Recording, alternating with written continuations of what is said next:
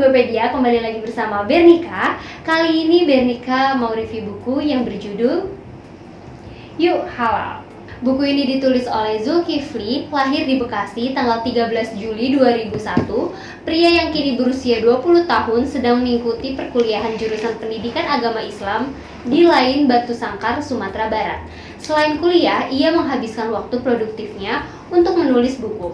Sudah banyak judul buku yang ia tulis, tapi masih sedikit yang ia terbitkan. Salah satu karya pertamanya yang ia terbitkan yaitu novel dengan judul Cinta Tenggelam Dalam Diam. Ia menjadi tertantang untuk menjadikan novel selanjutnya lebih baik daripada novel sebelumnya. Novel yang kini diterbitkan yaitu berjudul Yuk Halal. Anak ketiga dari 4 saudara ini juga aktif di media sosial Instagramnya yang bernama @zulkifli_a. Pria yang kini berdomisili di Sumatera Barat mempunyai moto hidup yang menarik, yaitu ingin menjadi lilin yang menghabiskan waktu hidupnya untuk mencerahkan orang lain dan ingin menjadi air yang sederhana tapi bermanfaat bagi banyak orang. Arti judul buku ini yaitu ungkapan yang sering muncul di benak hati tokoh utamanya kepada seorang gadis yang sudah lama ia khitbah atau lamar tapi tak kunjung bisa menikahinya. Oke teman-teman, sebelum videonya lanjut, kalian jangan lupa subscribe dulu ya channel ini supaya kalian gak ketinggalan video-video selanjutnya.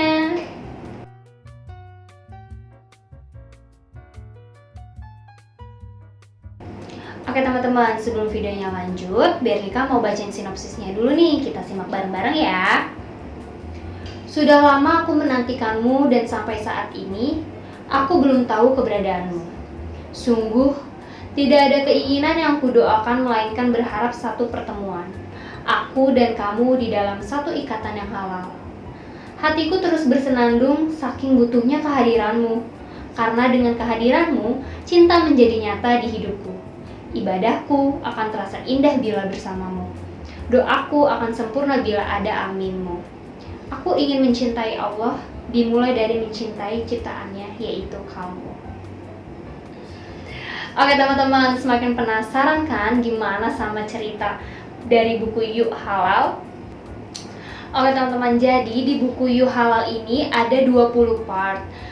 Part pertama berjudul Cinta di SMA, part kedua berjudul Selingkuh, part ketiga Hijrah Cinta, part keempat Segala Perubahan, part kelima Hujan, part keenam Mencintai Lagi, part ketujuh Awan, part kedelapan Waktu, part ke-9 Meluruskan Niat, part ke-10 Khitbah Kamu, part ke-11 Penantian, ke-12 Rasa Syukur Terindah, part ke-13 Bersabar Untuk Cinta, part ke-14 Mengejar, yang ke-15 Ada Karena Hanya Ingin Kamu, yang ke-16 Ingin Menua Bersamamu, part ke-17 9 jam perjalanan, part ke-18 9 jam perjalanan, dan masih banyak lagi. Kalian pasti penasaran kan dengan part-part yang lainnya? Nah, di sini ada 3 part menarik perhatian Bernika. Yang pertama yaitu Meluruskan Niat, Khitbah Kamu, dan Penantian. Sekarang kita simak satu-satu yuk dari Meluruskan Niat. Apa sih isi bukunya? Oke teman-teman, di bab 9 ada yang berjudul Meluruskan Niat. Sekarang kita simak bareng-bareng ya, apa sih isi dari bab Meluruskan Niat itu? Hari demi hari yang terus aku lewati setelah pasrah merelakan Hana dilamar oleh seseorang, semakin lama terasa semakin kecewa. Kekecewaan itu membuatku tidak lagi sholat tahajud, tidak lagi sholat duha, tidak lagi sholat 5 waktu di masjid. Bahkan hafalanku dikit demi sedikit hilang diingatan dan aku pun sudah tidak lagi hadir di pengajian. Aku kehilangan semangatku untuk berubah menjadi lebih baik. Kayaknya hijrahku gagal deh. Hatiku kembali penuh kehampaan dan kekecewaan. Aku terus berusaha untuk kembali tegak lagi, tapi sulit. Lalu aku memutuskan untuk menemui Ustadz Hasan. Pada waktu itu, sore di dalam masjid yang sunyi, aku meminta pendapat dan nasihat. Ustadz Hasan dengan bijak berkata kepadaku, "Za, saya kadang bertanya-tanya, kenapa kamu tidak lagi datang ke masjid, ke pengajian, bahkan kamu tidak lagi menyetor hafalanmu. Setelah kamu ceritain semuanya, saya ingin sampaikan ke kamu. Lalu kamu dikecewakan karena itu. Kecewa itu boleh, Za, tapi jangan sampai kecewa itu membuat kamu jauh dari Allah. Kamu boleh kehilangan seseorang yang kamu sukai, tapi kamu gak boleh kehilangan Allah. Lebih kehilangan seseorang daripada kehilangan Allah. Perbarui niat Za, berubah menjadi baik. Hijrah kepada yang lebih baik karena Allah, bukan karena siapapun. Setelah itu, aku pulang dan sadar kalau selama ini niatku salah untuk berhijrah. Aku terlalu fokus mengharapkan perempuan sehingga aku lupa mengharapkan ridha Allah. Mulai hari ini, aku berhenti mengharapkan seseorang, dan aku akan berharap hanya kepada Allah. Aku akan kembali hijrah dengan baik, dengan niat yang benar. Sukses atau tidaknya aku mendapatkan seorang perempuan, aku tidak peduli. Yang penting aku harus mendapatkan ridha Allah. Oke teman-teman, gimana kalau posisi itu terjadi kepada kalian? Apakah kamu akan kecewa seperti yang ada pada cerita? Atau kalian tetap beristiqomah kepada Allah? Oke, cukup untuk bab 9. Sekarang kita lanjut ke bab 10 ya, yang berjudul Khitbah Kamu. Pukul 9 pagi, aku baru saja mengganti papan tutup menjadi papan buka untuk menandakan bahwa kafeku sudah buka. Tiba-tiba Ali datang dan ingin berbicara denganku. "Lu mau ngomong apa, Li?" tanya aku. "Gue lagi pusing banget, Zah," Ali dengan lesu. "Kenapa, Li?" Aku dengan keras. Ali menelan ludahnya lalu berkata dengan lemas, "Rumah tangga gue lagi gak baik-baik aja, Zah. Semenjak istri gue tahu kalau dirinya gak akan bisa hamil, dia jadi sedih dan dia gak enak hati sama gue karena dia gak bisa memberikan gue keturunan.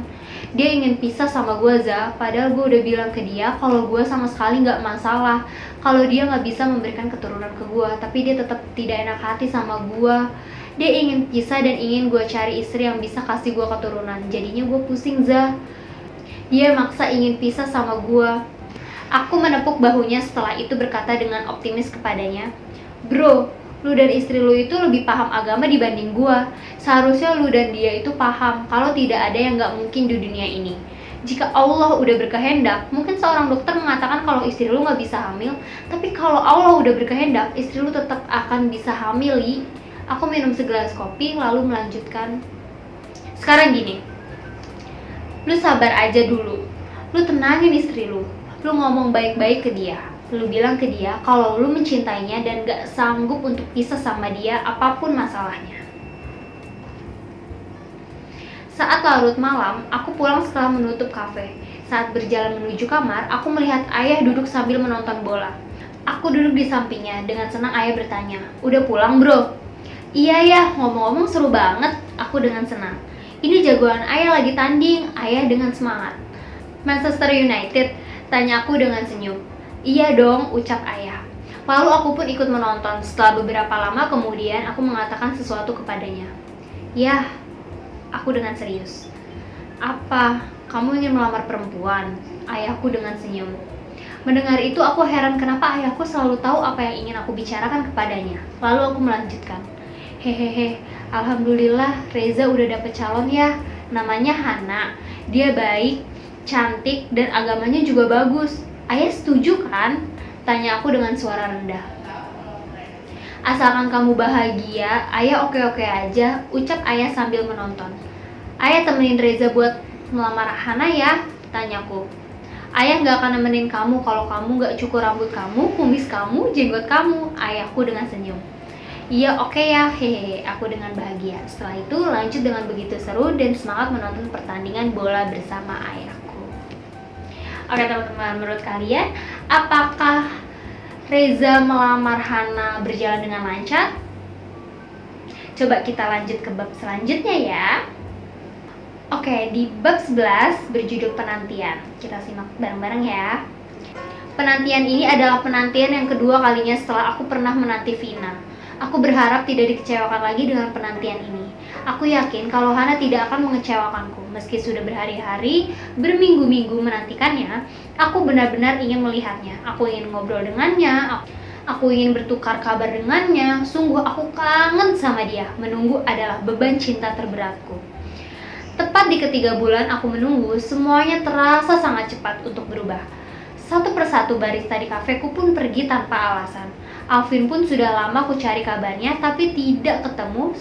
Sedangkan setiap hari aku selalu melihat Fanny terus-menerus bersedih. Malam hari setelah kafe tutup, Fanny menghampiriku dan duduk di sampingku. "Zah, gue mau pamit ya," Fanny dengan datar. "Oh iya Van, hati-hati pulang ya," aku dengan menatapnya. Gue pamit pulang ke rumah ke orang tua gue di luar kota, Zah, Fanny dengan pelan. Lah serius, Fan? Iya, Zah, ucap Fanny. Alhamdulillah kalau begitu gue bahagia kalau lu bisa berdamai sama orang tua lu. Terus kapan balik ke sini? Aku dengan bahagia. Kayaknya gue gak akan balik lagi ke sini, Zah, Fanny dengan menunduk.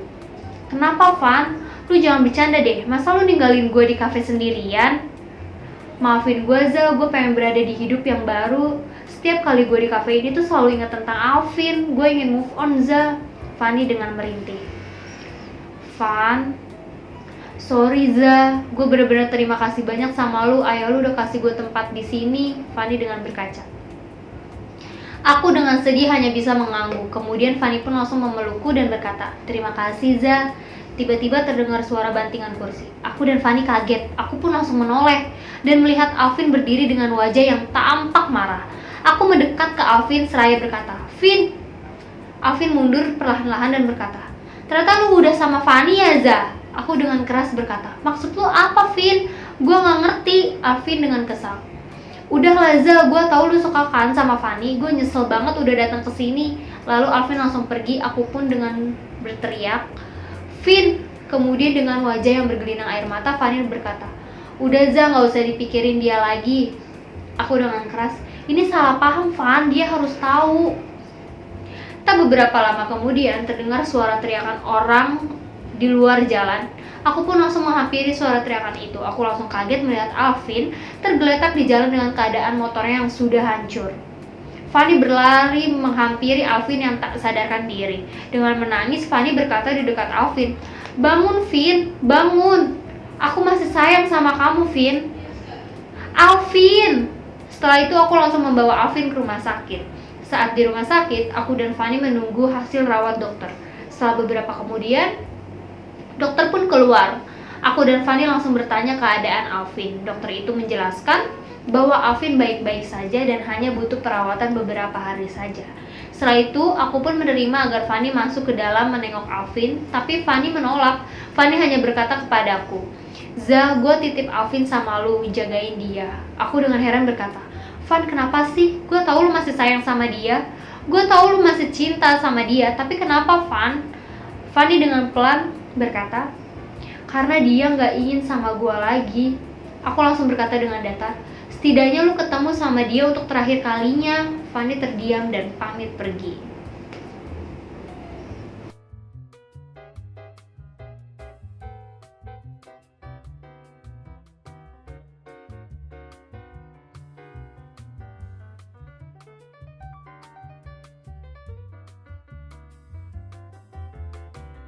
Nah, oke teman-teman, jadi kesimpulan buku ini yaitu buku ini menceritakan tentang kisah seorang pria bernama Reza yang baru diselingkuhi pacarnya, kemudian berhijrah lalu mencari pasangan hidup yang baru dalam hubungan yang halal, yaitu istri yang nantinya bakalan nemenin hidupnya seumur hidup.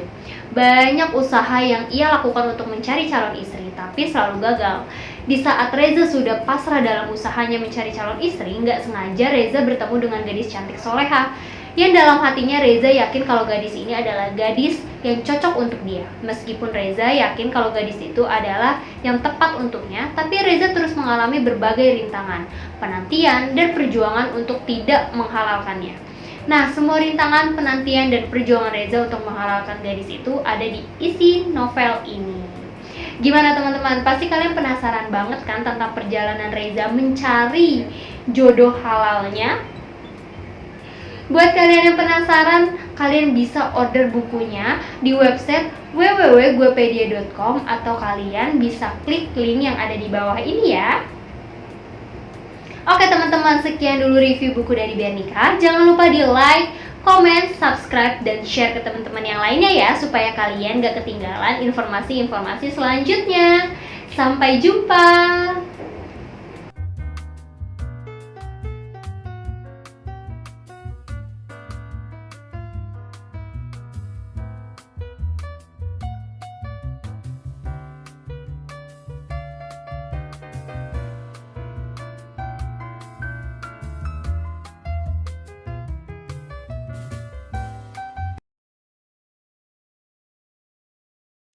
Hai, aku Bernika.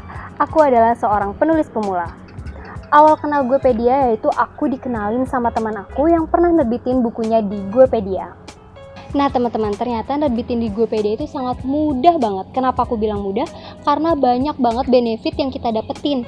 Dari mulai edit layout, cek typo, desain cover, serta didaftarkan ISBN. Itu semua Guepedia berikan secara gratis. Jadi, tunggu apa lagi buat kamu penulis pemula? Ayo terbitin naskahnya di Guepedia dan jadilah penulis sukses bersama Guepedia.